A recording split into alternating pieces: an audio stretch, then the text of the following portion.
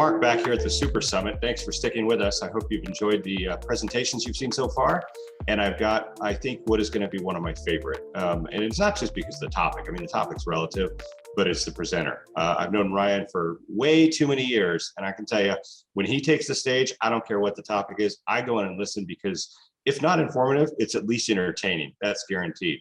And with that, I'd like to introduce Ryan Morris. Ryan, welcome to the show.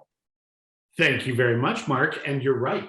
Anytime that we can make the financial and business operations of a technology services company entertaining, we're doing something important. There can be some boring topics, and I've heard a couple of them, but your topic is on growing your MSP incrementally. And while topics such as employee compensation and a subscription model might sound thrilling, I like this topic a lot better because to have all these problems we need to solve, we need revenue, and growth is the way to get it. So go ahead and share, first of all, a little bit about you and what you're doing nowadays briefly, and then let's just go ahead and jump into the topic. I'll let you kick it off. Sure, absolutely. So I'm glad to be here with everybody. My name's Ryan Morris, if I don't know you already, and I am the principal consultant at Morris Management Partners. I've actually been in the business of the channel and in the MSP space for about 27 years, which makes me feel really old, but hopefully it also means that I've learned a few things along the way and figured out some of the details. So in the practice that we run, we spend about half of our time working with the vendor side of our industry, figuring out the go-to-market strategy, partner recruiting, and performance management through indirect channels. And the other half, we spend working directly with channel partners and MSPs of all sizes to figure out how do you actually build the business and make this thing make money. So that's really where we're focused on it these days. And I will tell you, growth is an exciting topic anytime, especially when we're coming out of two really weird years of disruption and uncertainty. I'm sure you've seen this, Mark, as you've gone through the industry. There were a lot of categories across technology that just got killed in 2020 and 2021, right? Uncertainty on the budget, the gnarly stuff with the supply chain, the magic of the managed services business, remote services with human people doing work based on tools that we already possess. That kind of contract revenue didn't generally take much of a hit. What were you seeing across the industry? Yeah, it really depended on the verticals. That's for sure. I mean, those that were focused on cloud absolutely thrived. Those that were focused on security, their numbers are off the chart. The ones that were focused on such as manufacturing and hospitality, that was brutal. That was absolutely brutal. So the verticals did play an important role in it. So I'm a new MSP, or I'm an established MSP. I've got my business rolling along. I've survived this pandemic thing because I was fortunate to have some subscription revenue, and I'm ready to grow the business. So I take it your solution is don't boil the ocean. How do I do that? Yeah, you know what? It comes down to three basic things. Number one, don't try to sell everything to everybody all at once. They don't know you and trust you yet in a new customer relationship. And when we begin by asking them to outsource everything to us, that's just far too high a psychological barrier to get over. It's not that our services aren't valuable. It's not that our services can't be measured and verified and validated to do good things for the customer. It's just simply that we are asking for everything as opposed to taking a more incremental approach, right? The second thing that we need to figure out is the velocity or the volume of sales and marketing activity that we do. When I talk to MSPs, one of the questions we always ask is, what are your sources of new customer opportunities? And I would say that there is an almost direct correlation between how high the percentage of your new business comes from word of mouth or referrals versus how slow your business grows. Now, I'm not saying that a referral is a bad thing. I would always take a referral, and I think it can be a great resource for trusted engagements and short sales cycles. That's great. Problem is, they only come along like once a month or once a quarter, and that's just not enough to drive the velocity. So we absolutely have to be able to drive that velocity outbound more on our agenda, not just waiting for customers to ask. The third thing that I always look at when it comes to growth is just the engagement process that we use. And I have become, over the last several years, a real disciple of the concept of the layer model of customer lifecycle management. Are you familiar with the idea of layer when I say that? I think I have an idea, but go ahead and explain it in English for me. Okay, so yeah, we have far too many acronyms in our business. We need to knock that off and speak the language. Land, adopt, expand, renew, right? So a number of years ago, when the industry started moving towards the idea of contract recurring revenue, what we learned back then was that we tend to have a certain sales method or an engagement process that we use with our customers. We all grew up a little bit kind of doing it all at once. I want to sign a contract. I want to sell you a product. Whatever it is, we will get engaged. I will do the work and you will pay me for the things that I do. But when we moved over to the contract recurring side, what we learned was we're not signing up for a thing that gets delivered or for an experience that somebody's going to have. What we're signing up for is a contract-based relationship. And anybody who's ever been in a human relationship knows first impressions are important, but it's more about whether or not they believe that you can be trusted and tolerated over an extended period of time. What that brings me back to is that very first point that I was making about the need for incremental engagements, right? As MSPs, we have this idea of, in order for me to deliver the best form of my services to you as my customer, I need to control everything. I need to know what the stack is. I need to standardize the network platform, the management tools, the security resources, all of these resources. I need one flavor, one version, everything standardized, because then I can automate with tools. I can radically accelerate my ability to identify and resolve problems, and I can ensure the highest network uptime, the highest security performance. I give you as the customer the very best outcome if I control everything, which is great, except that anytime we start a relationship on that basis, it necessarily freaks people out on the other side, right? You've been in a dating relationship before, right? Think about it this way. You meet somebody in a social gathering, right? Friends introduce you. We're at a mixing event. Somebody says, hey, Mark, this is a new person I want you to meet. You meet them. You strike up a conversation. Everything goes great. We're both really interested in the next step of this relationship. So I turn to you and I say, hey, Mark, man, this was great. I really enjoyed getting to know you. Do you want to get together on Saturday and get married? The inevitable reaction to that request must be psycho and run for the hills, right? Like, even if I'm a nice guy, even if I drive a really cool car, that's not enough to overcome that freak out factor from asking for more than we have earned in terms of the relationship, trust, and credibility. And yet, if you think about it, that's exactly how most managed service providers sell. Never done business with you before. I was introduced by a trusted relationship. We had a great first conversation. I understand what you need. Give me control of all of your IT assets starting on Monday. Whoa. So would you lead in your marketing and sales efforts around a point solution versus a stack offering? Yeah, in fact, see, that's the thing, right? We have the capability of delivering an entire stack. And once we know you and you trust us, there will come a time where we can make a value proposition that you will be better off letting us take control of everything. But I would never ask you for that in the beginning. Let me start with one specific thing, show you that I know what I'm doing, show you that I can deliver on my promises, and earn the next opportunity. Do well and ask for what's next in advancing the relationship. You can never go faster than the client is comfortable going. That's what, I mean, if you think about it, right, you're a seller by your mental makeup, right? You understand how to persuade humans in the real world and in business.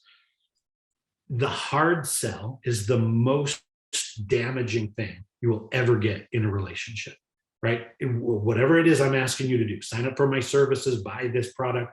What am I going to have to do to get you to buy this car today? Don't leave the lot. The hard sell is abrasive, it's confrontational, and it destroys the foundation of trust.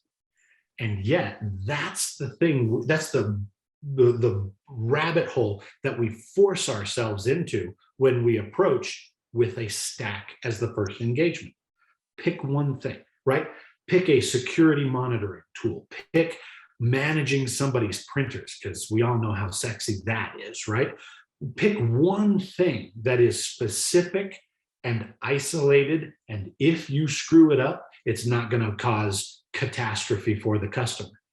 Not only will that give you an opportunity to get in and prove yourself and then earn more opportunity, but it also has the benefit of being a radically shorter sales cycle, right? You know, when you were running your MSP, Mark, when you would go from, hi, how are you, to thank you for signing the contract, we're going to onboard you as a new contract customer.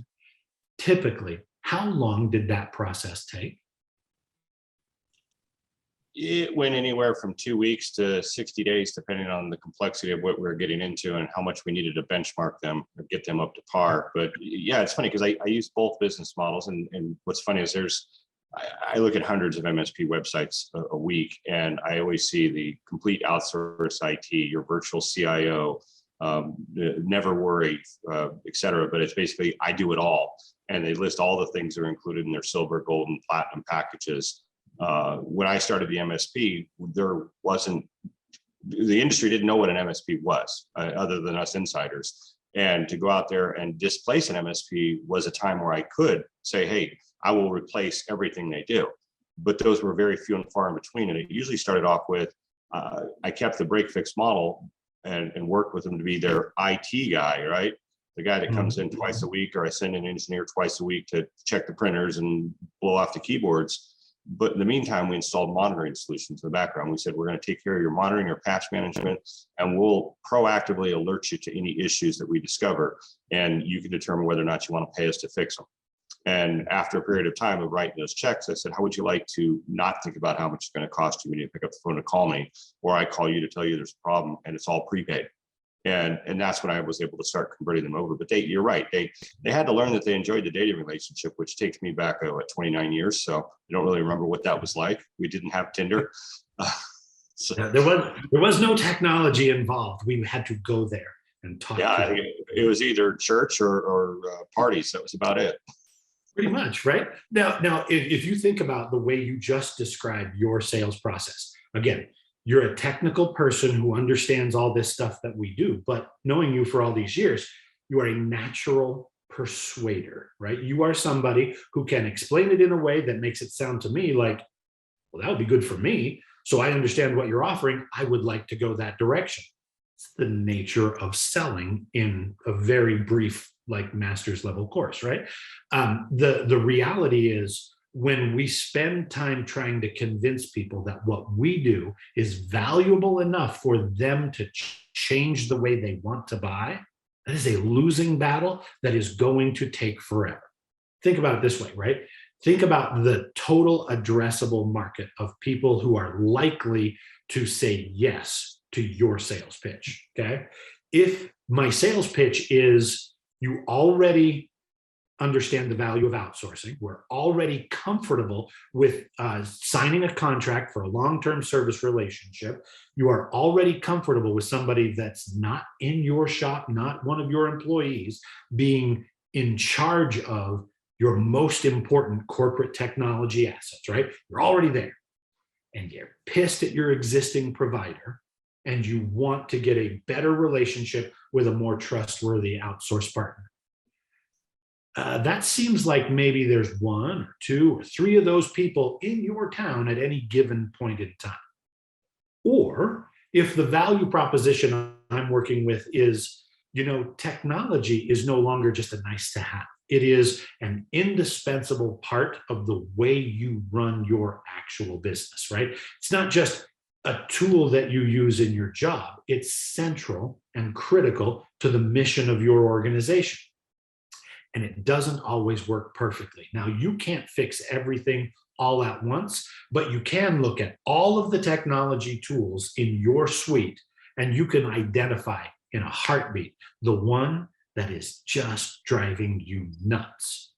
What if you could just keep everything you do the way it is right now? Everything that's working, everything that you know how to use, and it makes your life better. Keep that. Don't change it. Just pick that one thing, that one blinking red light that drives you nuts every day, and fix that immediately, continuously. You never have to worry about that particular annoying headache again. How many people are like that? What are some of those solutions you would lead with? I think from the top of my head, and I'm a little biased due to my background, but backup and disaster recovery, remote access, and perimeter security with an expanded perimeter, remote employees, security audits and compliance, Office 365 or cloud migrations. I mean, those are all some of the hottest markets out there. Yes. You would segment one of those and lead with a point solution. Would you build a brand and marketing around it as well? Absolutely. And in fact, what I would do, the nature of the things that you just described, there's a really important pattern in there that you've identified. Those are things that can be completed quickly and demonstrate value, right? A migration into the cloud, a migration from one cloud platform to another, moving all of my data off of my on-premises systems into the cloud. There's a beginning, middle, and end of that process. And at the end of that process, I have the proven opportunity to go to that customer and say, that was great. How did it work for you? Were you happy? Are you satisfied? Would you like to work on the next one, right? Any of those things that have the nature of, they are things we can do from the outside. They are things that are highly important and urgent on time scale, but they have an endpoint. Now, that sounds completely opposite of the value proposition of why we all started a managed service practice to begin with, right? Why did we start an MSP? Contract recurring revenue that is forecastable, dependable, and predictable every single month, right? The holy grail in our industry is you start every month with every contract already signed and all of your costs are already covered. Cool. I agree with that business model. Eventually, right? You got to earn your way to that level with new customers that did one thing with you and it ended, right? Go back to my awkward dating metaphor, right? First date. If the first date lasts all weekend, people are going to get uncomfortable. If you ask me to go away with you on a trip for the first weekend that we've ever done anything, wow, it's a huge hit. But if we meet for coffee and it's done in an hour and we had a great conversation, there was a beginning and an end, and we walked away saying, that was great. We met, we had a good conversation, we did one thing, we made a plan, and it went great. Let's do it again, right? That's the nature of the kind of thing that you should be leading with. And I think you hit on some absolutely critical things. They have to be important. They have to be fixable with demonstrated results. And they have to have an endpoint, or at least an absolutely critical milestone that can be verified soon enough that we can then move on to the next level without waiting 6 months, right? If I go in and sign you to a recurring contract that I will monitor and manage something for you over the next 6 months, the next logical escalation point that I have to ask for more is 6 months from now. I don't want to wait that long, right? If I can go in and get something done, an audit, a pen test, something that gets you documentation that you need on your security compliance requirements, if I can get that done in 30 to 45 days, I have a natural next opportunity to upsell the relationship in 30 to 45 days. That kind of urgency is how we drive the velocity of growth. The key is, no matter how good your services are, no matter how valuable your relationship is with your customers, you could be the best MSP in the entire world. But if you don't get the first opportunity to demonstrate your value, well, that whole, if a tree falls in a forest and nobody is there to hear it, right? You could be the best MSP on planet Earth, but if you don't get to start doing one thing for me now, I will never know, and you will never get paid by me. Adopting, expanding, renewing customer relationships, that's where the bulk of your growth will come from. But all of that is purely hypothetical until you actually land the first gig with a new customer. The mission critical thing, the metric you ought to be looking for is the fastest possible path to a single opportunity that gets me in, gets me paid, and gets me the opportunity to demonstrate my quality. Then you ask for what's next. What's next? And eventually there's a tipping point where customers go, you've done these 3 or 4 things. This is going great. I see the roadmap that you showed me into the future. Why don't we just sign a contract, formalize this thing, and you guys take it over? Cool, right? That's the logical incremental way. But you have to admit that very first metric, your first fast sales opportunity, is going to be small. Now, there's a lot of MSPs that are like, you know what? If this isn't 25 seats and I don't get a 5K recurring contract, I don't get out of bed for less than 5K a month. That's why you're not growing. Because we all want the 5K a month opportunity. We all want those big 12-month, 36-month, 60-month contract commitments for a massive commitment of total outsourcing. That's the holy grail. We want it. Yeah, but nobody gets that as their first gig with a new customer. You have to go a little deal in the beginning, land them, and then systematically expand them over time. That is where your rapid growth will come from. Wow, you made such an important point earlier. Any good sales book will tell you to think like a customer. And you pointed out that the psychology barrier, the psychological barrier, I should say, of giving up control of your business. And I think, I've been in the industry long enough, and most people watching this have been in the industry. I think we have a false sense of security that our customers don't share. We've seen the tools, they work. We've seen the processes, they work. We've seen the delivery, it works. We have a confidence of knowing, hey, I can do it all. But what you're saying is your customers, your prospects don't share that confidence yet. And it's such a simple thing, but it's what's simple to know is simple to forget. Absolutely. Well, and again, think about it this way. The more time we spend in the sales conversation trying to convince them that what we do is valuable, the less obvious it is that we are valuable, right? If I have to give you a 50 PowerPoint slide pitch in order for you to go, you're right, this is good, I want to pay you for the services you provide, well, then clearly it was not obvious. The best relationships an MSP will ever have are the ones where the closing technique sounds something like, this is working really well. I think this is great for me and it's great for you.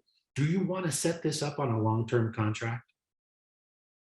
No high pressure, no long PowerPoint presentation. I didn't have to be the world's most sophisticated sales guy to use that. Like literally my favorite closing technique for anything from a $50 engagement to a $500,000 annual recurring contract. Like, this is good for me. Is it good for you? You want to keep, you do? Cool. Let's formalize it. You want to go grab a beer? Like, you don't have to go to school. You don't got to be 10 years experienced in being a sales guy. You don't have to be the world's most persuasive individual in order to win when that's your closing technique. But you notice that closing technique does not happen on a first date. That does not happen with the first gig. And you're never going to get a long-term contract until they know you and believe for themselves. You know what? You guys always deliver. You always nail this stuff. Every time we ask, you knock it out of the park. Every time we've got a question, you guys know how to solve the problem. Why don't we just use you for everything that we're doing? No 50 slide PowerPoint presentation necessary when they're the ones who think it's a good idea. That's great, Ryan. This has been very insightful.